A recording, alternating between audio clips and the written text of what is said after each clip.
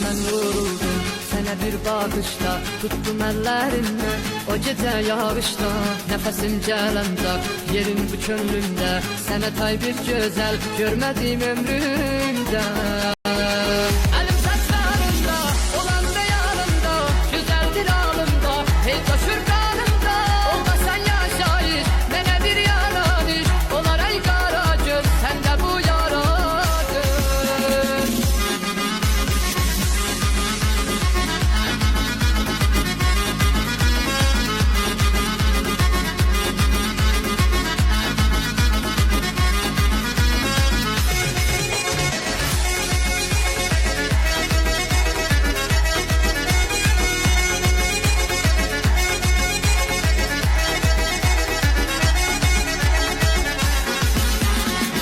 Mənim canımsan, ne güzel yarımsan, xəstələnsən bir gün, mənim dərmanımsan. De görüm sən özün, necə sənsiz dözdün, olmasan sən razı, yolda qalsın gözün.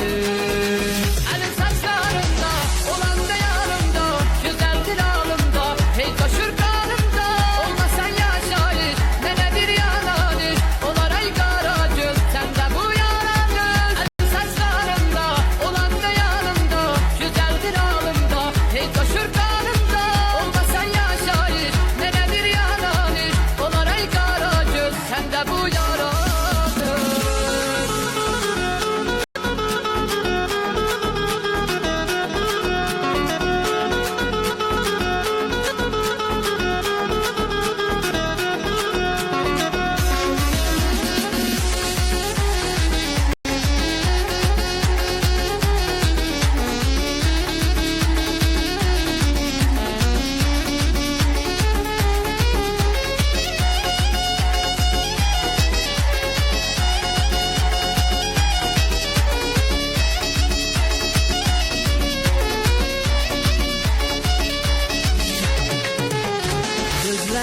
Məni aldı özü, nə apardı sevgi, məni saldı dərdə.